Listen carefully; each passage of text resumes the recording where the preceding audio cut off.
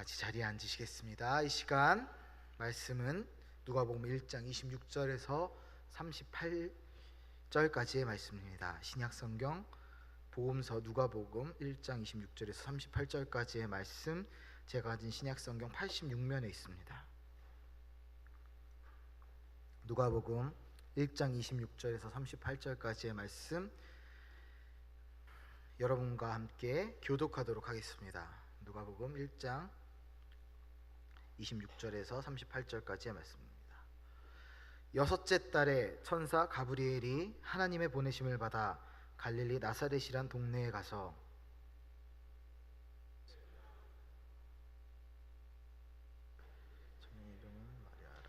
그에게 들어가 이르되 은혜를 받은 자여 평안할지어다, 주께서 너와 함께 하시도다 하니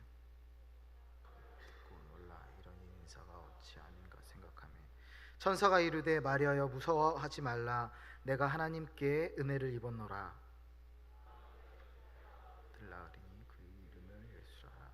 그가 큰 자가 되고 지극히 높으신 이의 아들이라 일컬어질 것이요 주 하나님께서 그 조상 다윗의 왕위를 그에게 주시리라. 영원히 야곱의 집을 왕으로 다스릴 것이며 그 나라가 무궁하리라. 마리아가 천사에게 말하되 나는 남자를 알지 못하니 어찌 이 일이 있으리이까?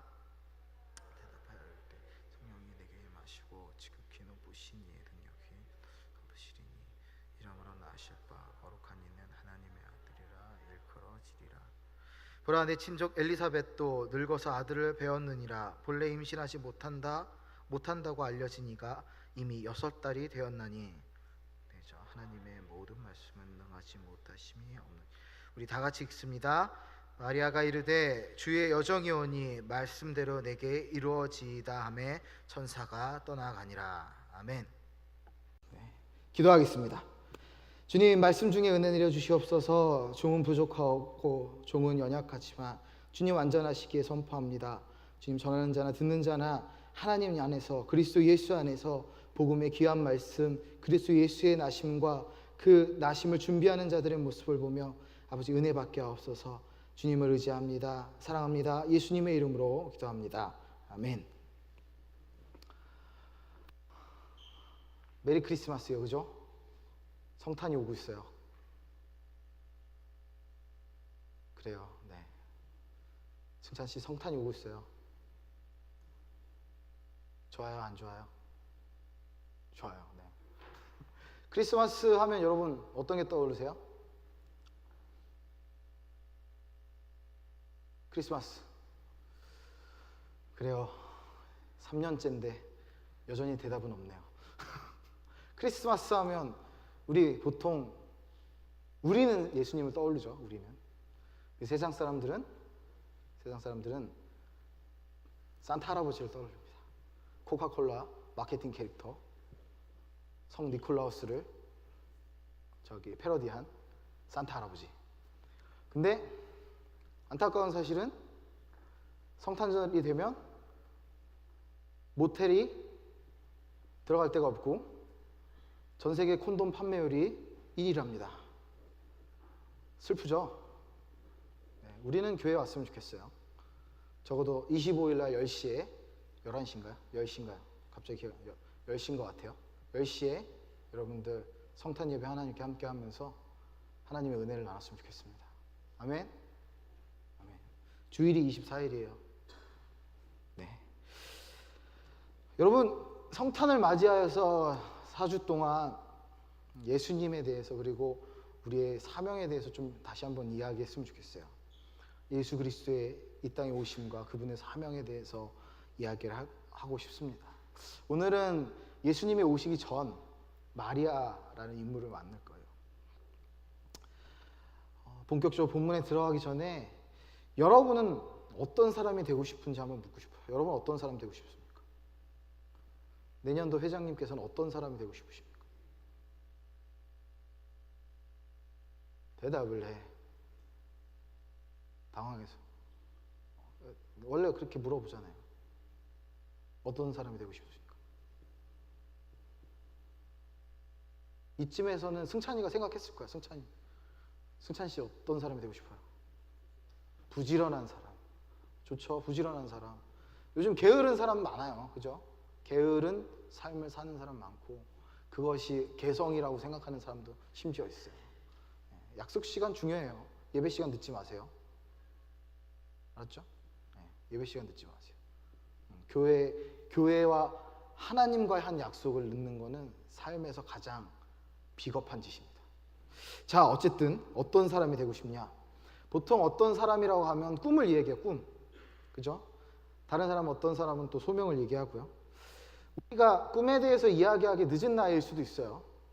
저만 해도 이제 유혹이 없다는 부록을 바라보고 있고 여기 있는 많은 분들이 30대 아직 안 된 많은 분들 많지만 어쨌든 꿈을 이야기하기에 늦었다고 생각할 수 있지만 사실 꿈은 나이가 중요치 않아요. 그죠? 제가 지난 10월 달에 사명에 대한 이야기하면서 꿈과 비전에 대해서 많이 나눴어요.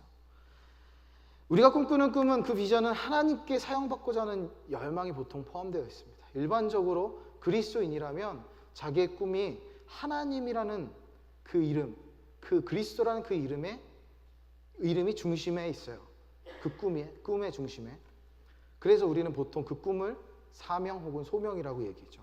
사명과 소명은 약간 다른 의미로 사용되지만 어쨌든 그 안에는 분명한 예수 그리스도의 역사심이 있습니다. 대부분의 그리스도인이라면 그 삶에서 하나님의 나를 통해 일하심을 기대합니다. 대부분의 그리스도인. 아니, 모든 그리스도인은 그렇게 생각해요. 만약에 이 자리에 있는 여러분 중에 나를 통해 그리스도께서 역사하지 않는다 생각하신다면 빨리 회개하십시오. 천국이 가까웠습니다. 진심으로 권면합니다. 비슷한 맥락에서 우리는 누구나 쓰임받을 것을 기대해요.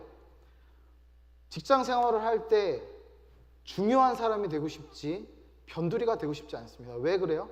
중요한 사람이 돼야지 승진을 하고 연봉도 높아지고 또 나중에 노년에 내가 노년 생활을 좀 편안하게 보낼 수 있는 자금도 확보할 수 있잖아요. 보통 그렇게 생각하죠. 또 학교에서도 좀 공부 잘하고 싶어 해요. 대부분 여기에 있는 여러분들 공부 잘하는 걸로 알고 있는데 저보다 잘 하시죠? 잘 하셨죠? 그렇지 않다고 하시는 분도 계시네요. 자, 어쨌든 우리는 중요한 사람이 되고자 하고 쓰임받기를 원합니다.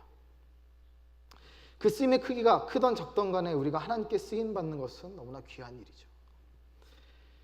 그렇게 또한 우리는 특별한 사람이 되고 싶어요. 누군가에게 특별한 사람. 여러분 되고 싶죠? 남편은 아내에게, 자녀들에게 특별한 사람이고 아내는 남편과 자녀들에게 특별한 사람입니다. 또 목사는 교회에서 하나님의 부르심을 받은 특별한 존재이고 여러분은 영주교회 청년부로 부르심을 받은 특별한 존재입니다. 믿으십니까? 아멘. 여러분 특별한 사람이란 말은 다른 말로 영향력 있는 사람이라고 할 수 있어요. 영향력 있는 사람. 제가 맨날 얘기하죠. 하이 이펙티브한 피플이 되라고. 그죠? 성공이라는 것은 선한 영향력, 높은 영향력을 끼치는 사람이에요. 우리나라의 성공은 석세스라고 표현하지만 외국에서는 하이 이펙티브한 사람이라고 얘기한댔죠. 그래서 성공하는 사람들 7가지 습관 책 제목이 뭐라고요? 영어로? The Seven Habits of High Effective 거시기 피플이에요. 맞나? 맞을 거예요. 그만큼 중요한 거예요. 영향력이라는 거. 대부분의 사람들은 영향력 있는 사람이 되고 싶어 해요. 근데 그 영향력을 제대로 발휘하지 않을 때 취업 비리도 있는 거고 방산 비리도 있는 거고 교회도 썩어가는 거고 마이크로소프트는 아니지만 MS라는 곳에서 괜히 이상한 짓 해가지고 교회가 은혜가 안 되죠. 그러면 되겠어요? 영향력을 발휘해야 하는 곳에서 좋은 영향력을 발휘해야 되는 곳에서 그렇지 못하면 은혜가 안 되는 겁니다. 일반적으로 영향력 있는 사람이라 하면 대중에 노출된 사람들이에요. 누가 있을까요? 유명한 배우, 가수, 또 연예인들도 있을 것이고 정치인들도 있을 거예요. 또 물론 목회자들도 있습니다. 여러분이 존경하는 목사님 분명히 있을 거라고 믿습니다. 저도 존경하는 목사님들이 있어요. 멘토로 섬기는 목사님도 있고 다 그런 분들은 영향력 있는 분들이에요. 그런데 놀라운 것은 하나님께서는 그렇게 큰 영향력 있는 아주 특별한 사람들만 사용하시는 건 아니라는 거예요. 그 사람들은 그 사람들의 역할에 따라서 사용하시는 거예요. 하나님의 일하는 방식은 결코 그 사람들에게만 국한되어 있지 않습니다. 성경에 나오는 다윗과 같은 권세자들을 세우셔서 일하시기도 하지만 이름 없는 선지자나 그저 평범한 우리와 같은 신앙인들을 통해 일하시는 분이 바로 우리 하나님이십니다. 여러분은 어떠십니까? 여러분은 평범하십니까? 특별하십니까? 저는 특별하지 않다고 생각합니다. 저도 평범하다고 생각해요. 여러분과 같이 생각하고 여러분과 같이 먹고 조금 더 먹지만 여러분과 같이 먹고 여러분과 같이 자고 여러분과 같이 무엇인가 보고 즐기는 거 좋아하고 다 똑같아요. 비슷한 것, 삶의 방식이 비슷한 것, 그거를 우리는 평범하다 하죠. 오늘 본문에서도 그런 어찌 보면 너무나 평범한 한 사람을 만나게 됩니다. 오늘 본문의 주인공을 만나기에 앞서 누가복음 1장 5절에서 25절까지 보면 사가랴라는 인물이 나와요. 사가랴. 누굽니까? 사가랴. 이 사가랴는 유대왕 헤롯 때 아비야의 반열의 제사장 한 사람이었고 아내의 이름은 엘리사벳으로 아론의 자손이었습니다. 아주 유망한 그리고 유능한 지위적으로도 높은 지위에 있는 제사장 가정이었어요. 그런데 이 가정에 문제가 있었어요. 어떤 문제예요? 자녀가 없었습니다. 지금은 자녀 없는 것에 대해서 그렇게 크게 신경 쓰지 않는 세대인 것 같아요. 여러분 건강하기는 결혼을 하신다면 꼭 자녀를 낳으십시오. 하나님께서 그를 통해 깨닫게 하시는 엄청난 은혜들이 있습니다. 꼭 낳으시기 바래요. 낳을 수만 있다. 어쨌든 사가랴에게는 자녀가 없었어요. 그에게는 그것이 큰 고민이기도 했고 어느새 나이가 1살, 2살 먹어서 더 이상 자녀를 가질 수 없는 나이에까지 이르렀습니다. 그래서 성경에서는 그의 아내도 그렇고 그도 그렇고 나이가 많았다라고 말씀하세요. 그런 그에게 주의 사자가 나타납니다. 그 이름은 여러분 잘 아시는 가브리엘이에요. 가브리엘. 그가 사가랴에게 나타나 예언을 합니다. 바로 누가 태어날 것이다. 그에게서 누가 태어날 것이라고 그래요? 성경을 보세요. 누가 태어난다고 그래요? 세례요한. 세례요한이 태어난다고 그래요. 이 정도는 우리 알아야 돼요. 이제 사가랴와 엘리사벳의 아들이 누구라고요? 세례요한. 세례요한이 태어날 거라고 그래요. 세례요한은 어떤 사람입니까? 광야에서 외치는 자의 소리가 있어 주의 길을 예배하는 자죠. 그 예언을 해요. 그런데 문제가 있어요. 사가랴가 그걸 믿습니까? 못 믿습니까? 못 믿어요. 못 믿어요. 난 나이가 많아요. 천사요, 난 나이가 많아요. 할 수 없어요. 불가능해요. 그랬더니 어떤 일이 일어나죠? 사가랴가 그 일이 있기까지 라고 나와 있어요. 그죠? 맞죠? 그 일이 있기까지 말을 하지 못합니다. 제사장은 어떤 인물입니까? 우리 예배팀도 그렇고 저도 그렇고 하나님의 제사장의 직분을 받은 자들이에요. 그래서 우리는 하나님의 말씀을 혹은 하나님을 찬양하는 일을 해야 합니다. 뭐가 필요해요? 그러면 목소리가 필요하잖아요. 목소리가. 그런데 그 목소리가 안 나오는 거예요. 가장 중요한 그게 안 나오는 거예요. 그래서 이후에 사가랴는 엘리사벳 사이에 아이를 갖게 되죠. 아이를 갖게 돼요. 그를 말 못하게 된 그 날로부터 그리고 다섯 달이 흐릅니다. 6째 달에 오늘 본문에 사건이 일어나는 거예요. 자, 가브리엘은 이번에는 갈릴리 나사렛이라는 동네로 갑니다. 잘 알려지지 않은 시골 젊은 여인, 여기서는 처녀라고 얘기하죠. 처녀 앞에 나타나요. 당시 풍습에 의하면 여자는 보통 13세 정도, 만 13세 정도에 정혼을 합니다. 여러분 정도 나이 되면 결혼한 지 거의 10년이 가까운 거죠. 만 13세에 결혼을 했어요. 여러분이 생각해 보세요. 만 13세 보통 어느 정도의 나이예요? 그 청소년 교육학에서 이야기하는 청소년의 범위는 만 13세부터 만 23세까지예요. 그럼 만 23세는 아직 청소년이에요. 축하드립니다. 네. 청소년이라 함은 그 안에 생물학적인 2차 성진도 물론이거니와 자아가 형성되는 시기예요. 많은 혼란들이 있어요. 굉장히 고민들도 많고 호기심도 많아요.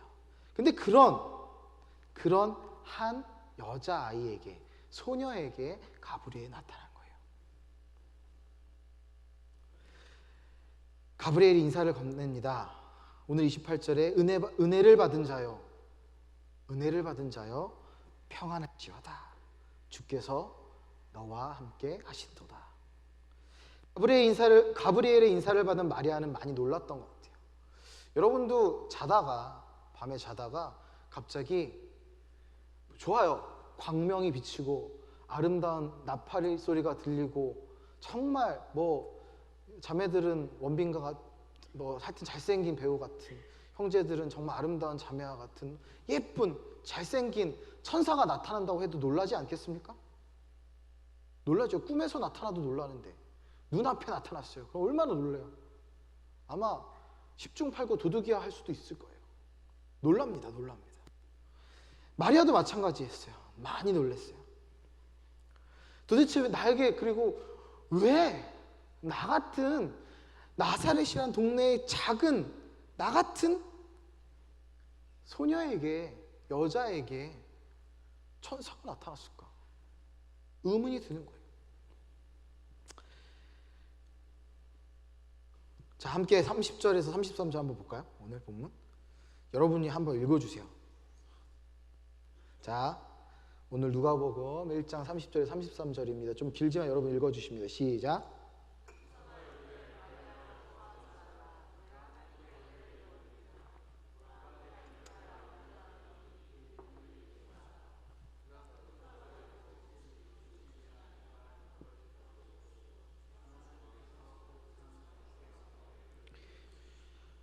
야곱이 야곱의 집을 왕으로 다스리실 것이며 그 나라가 무궁하리라. 아멘. 놀라서 의문을 갖는 마리아에게 가브리엘이 한 대답입니다. 여러분, 말씀을 보면요, 하나님의 인간을 사랑하심이 너무나 많이 묻어나요. 당시는 통일된 이스라엘 한 왕국이 아니라 유대인들만이 그 나라를 이루고 있었어요. 그래서 어떤 일이 일어나죠? 어떻게 표현하세요? 영원히, 죄송합니다.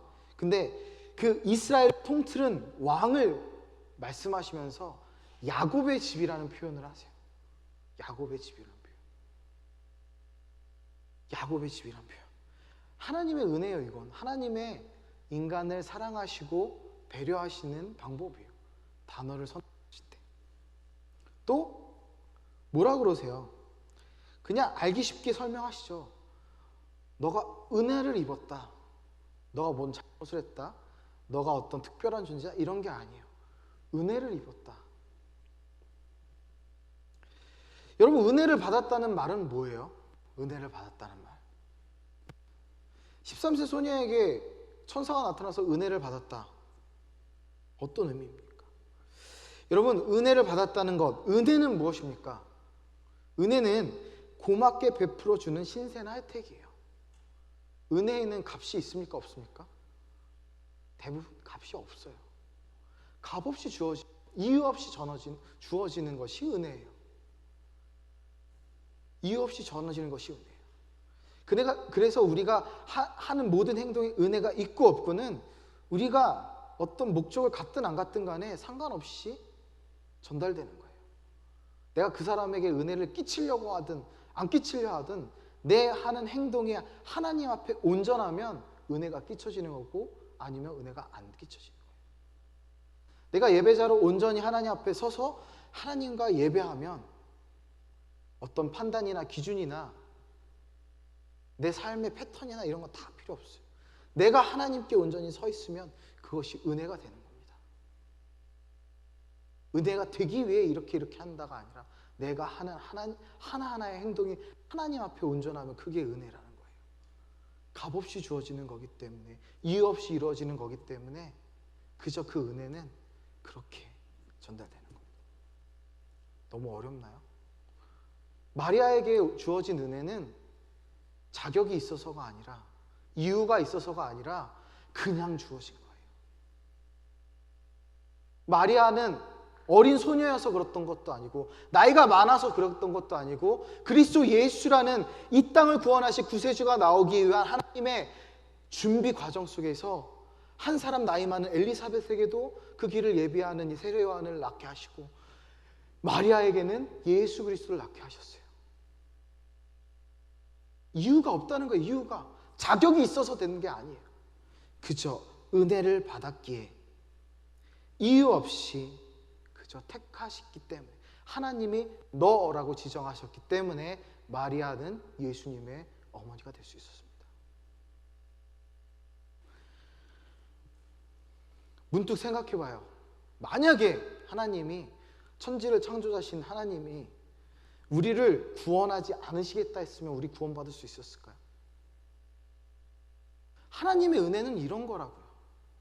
하나님은 우리를 구원하시지 않겠다 하면 안 하실 수도 있어요. 그런데 우리를 불쌍히 여기셔서, 그래요, 그게 이유일 수도 있죠. 우리를 구원하셨습니다. 그가 하시겠다 하였기 때문에 우리를 구원하셨습니다. 믿으십니까?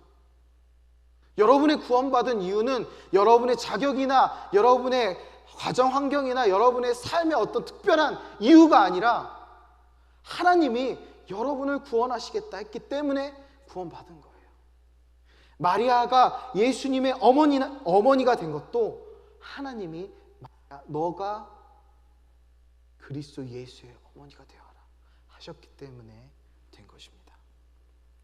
여러분, 이 모든 것이 하나님의 절대적인 은혜입니다. 우리의 자격이나 우리의 실력이나 우리의 건강, 재산, 그런 것들로 삶이 모두 이루어지는 것이 아닙니다. 우리가 아무리 세상 기준으로 아둥바둥 살더라도 결국에는 하나님이 선택하시고 하나님이 역사하셔야지만 우리는 살 수 있습니다.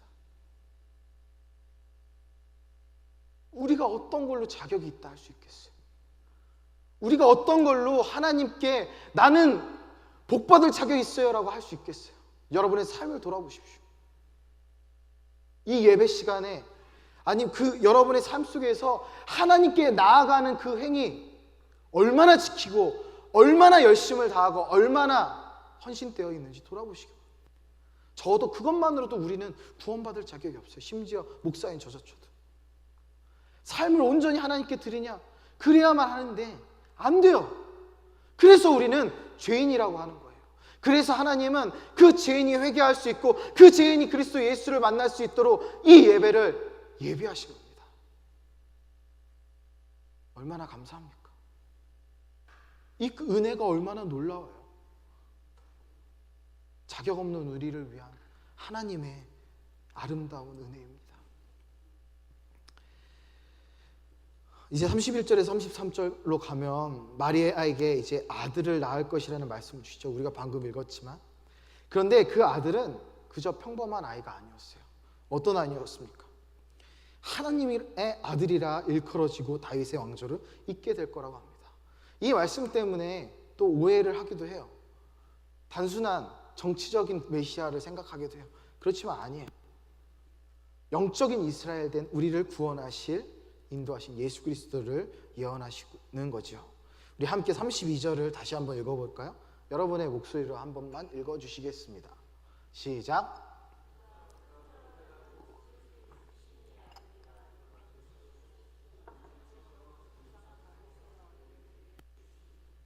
아멘.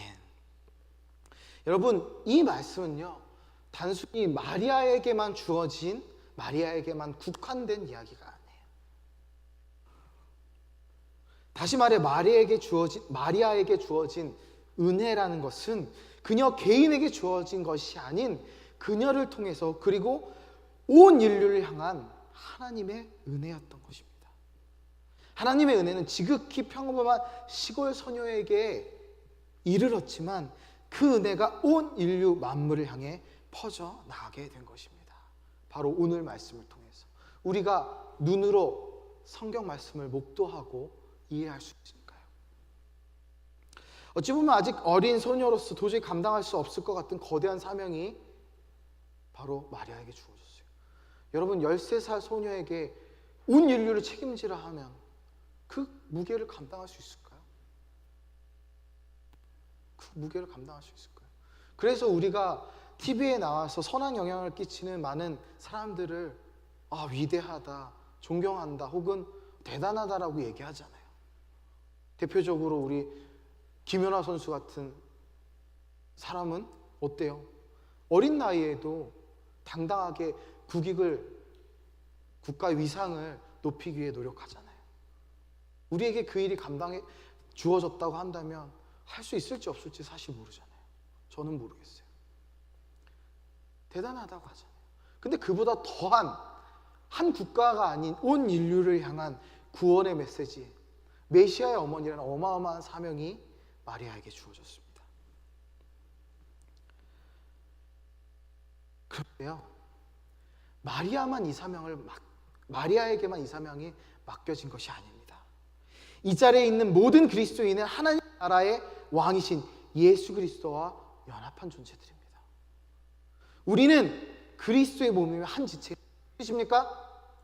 그리스도가 우리의 머리이십니다. 여러분의 삶의 중심이시고 여러분을 이끌어 가시는 분이 바로 그리스도십니다. 여러분, 그 믿음으로 갖고 살아가잖아요. 그렇기 때문에 우리는 그리스도 예수의 사명, 마리아에게 주어진 사명 역시 우리에게 주어진 거예요. 우리에게도 동일하게 주어주시는 겁니다. 기억하기 원합니다. 우리가 받은 은혜는 단순히 우리 자신이 평안히 살다가 죽어서 천국 가기 위해 주어진 것이 아니에요. 몸이 편하다고 평화로운가요? 부자들이 담벼락을 높이고 많은 돈을 들여서 보안을 철저히 하고 계속해서 사람들을 의심하고 고립되는 것, 그게 과연 행복한 걸까요? 결코 그렇지 않습니다. 물질이나 아무리 자기 몸이 강하고 힘이 좋다 하더라도 그것을 선한 용도로 쓰지 않는다면 그것이 과연 은혜가 있는 걸까요?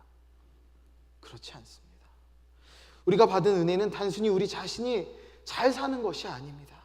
행복이라는 것, 평화라는 것을 우리가 아무리 원한다고 해도 우리 주변과 교회 안에서 계속 다가오는 고난과 어려움 때문에 지켜지기 힘듭니다. 여러분, 단 10개의 삶의 선택지 중에 단 한 개만이 행복하다고 그랬잖아요. 단 한 개만이 행복해요. 행복은 그렇게 많이 다가오지 않습니다. 그 많은 고난들 속에서, 그러면 그 많은 아픔들 속에서 여러분은 무엇을 붙잡고 무엇을 따르며 무엇을 바라보고 사십니까? 언제까지 세상에서 이야기하는 성공만 바라실 거예요? 그건 우리가 굳이 쫓지 않아도 우리에게 보상으로 주시는 거랬잖아요. 우리가 감당할 수 있을 만큼, 하나님을 모른다 할 만큼 주시지도 않고 하나님을 원망한 만큼 주시지도 않아요. 내 안에 주시는 것들, 내 주변에 주시는 것들, 나에게 채워주시는 것들을 돌아볼 때 자족할 만큼 주십니다. 또 자족할 때 감사가 나오는 거죠. 우리는 어려움과 갈등과 고난 속에서 그것들을 견뎌내며 소명자로서, 소명받은 자로서 연단케 하시는 그분의 뜻을 헤아려 살아야 합니다. 그분의 뜻을 위해 살아야 합니다. 그리고 그 어려움을 극복하고 그 어려움 속에서 하나님의 나라 확장이라는 사명, 명확한 사명과 은혜를 누리며 살아가야 이유가 있습니다. 하나님이 우리에게 이루실 귀한 하나님 나라의 역사를 기대하고 기억하시기 바랍니다. 여러분을 통해서 하나님 나라를 확장해 가실 거예요. 그리고 마리아에게 주신 은혜, 마리아에게 보여주신 소명이 우리에게도 있음을 기억하시기 바랍니다. 자, 그렇다면 오늘 본문 34절에서 38절까지의 말씀도 우리의 상식으로 이해할 수 있는지 한번 볼까요? 마리아는 남자를 알지 못한다고 합니다. 남자를 알지 못한다는 의미는 여러분도 잘 아실 거예요. 이 당시에는 혼전순결을 하였기 때문에 결혼하지 않았다는 의미이기도 해요. 그럼 남자를 알지 못하기 때문에 임신할 수 있는 어떤 루트도 없어요. 13세 소녀니까 또 당연할 수 있겠죠. 상식적으로 가브리엘이 네가 예수의 어머니가 된다라고 하는 것은 이루어질 수 없는 얘기입니다. 이루어질 수 없는 얘기예요. 그런데 자기는 그저 평범한 소녀이고 아이를 낳을 수 없다고 이야기하는 그 마리아의 말에 뭐라고 대답하죠? 뭐라고 대답하죠? 가브리엘은 뭐라고 대답합니까? 우리 35절 한번 볼까요? 오늘 PPT는 준비 안 돼 있는데 35절 한번 같이 보겠습니다. 뭐라고 그래요? 성령이 대답하여 이르되, 다 같이 한번 읽어볼까요? 성경 있으신 분 시작. 성령이 내게 임하시고 지극히 높으신 이의 능력이 너를 덮으시리니 이러므로 나실 바 거룩한 이는 하나님의 아들이라 일컬어지리라. 어떻게 해요? 성령이 내게 임하시고, 성령을 받으면 돼요. 불가능한 일도, 인간의 상식으로 될 수 없는 것도, 개천에서 용나는 일도 성령 받았을 때 가능한 겁니다. 하나님의 영을 받았을 때 가능한 거예요. 그리고 그 나실 바 거룩한 이가 누구의 아들이라고요? 하나님의 아들이래요.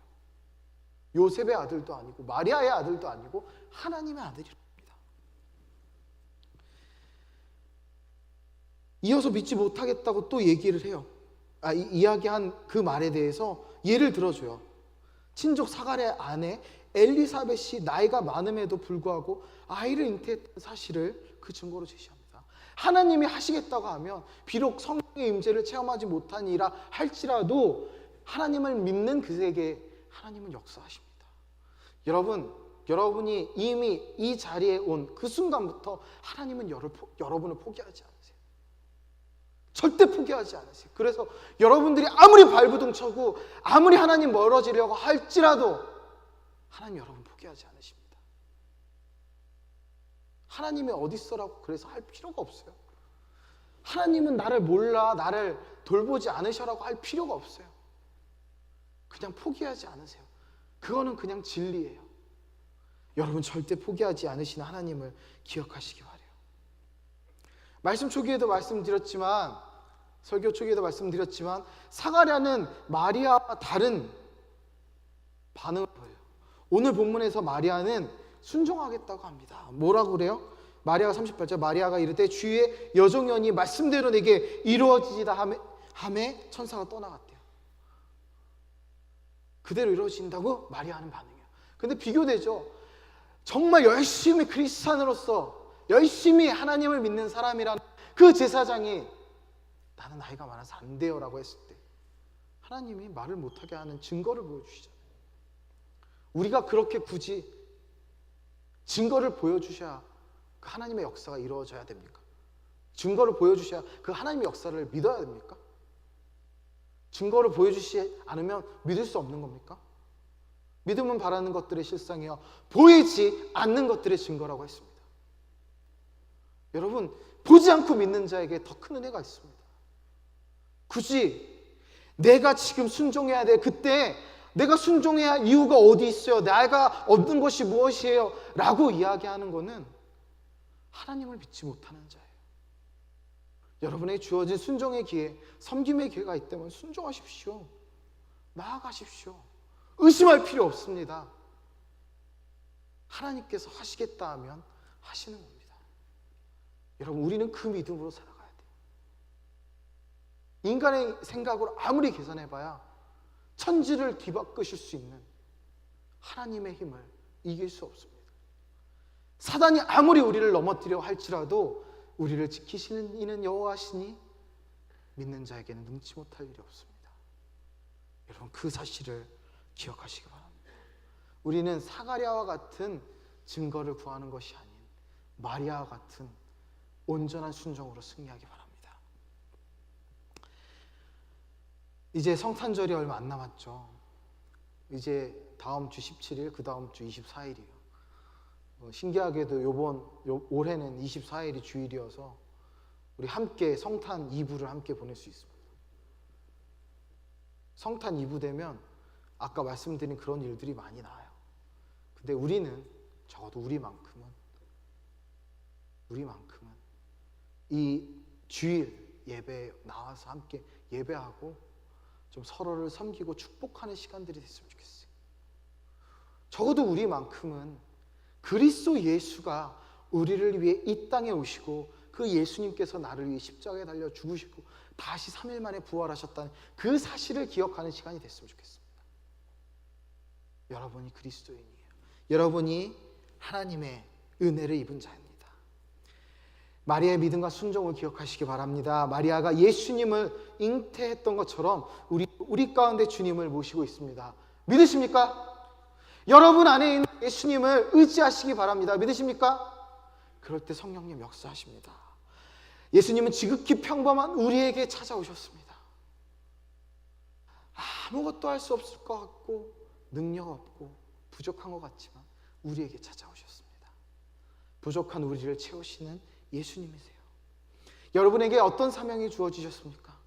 여러분은 어떤 사명의 부르심을 받고 계십니까? 여러분 그 사명에 응답하고 계십니까? 그 사명에 순종하고 계십니까? 여러분의 삶에 주어진 모든 사명 다시금 기억하시기 바랍니다. 혹여 그 부르심과 사명을 잊어버렸다면 빨리 찾으십시오. 아니 어쩌면 여러분이 지금 있는 직장, 교회, 학교, 가정 그곳이 그 사명이 있는 곳입니다. 여러분 그곳에서 절대적으로 변하지 않는 공통의 사명 그리스도 예수의 복음을 전하시기 바랍니다. 우리를 위해 이 땅에 오신 그리스도 예수의 영광을 생각하며 우리 함께 이 시간 찬양하며 기도하는 시간 갖겠습니다.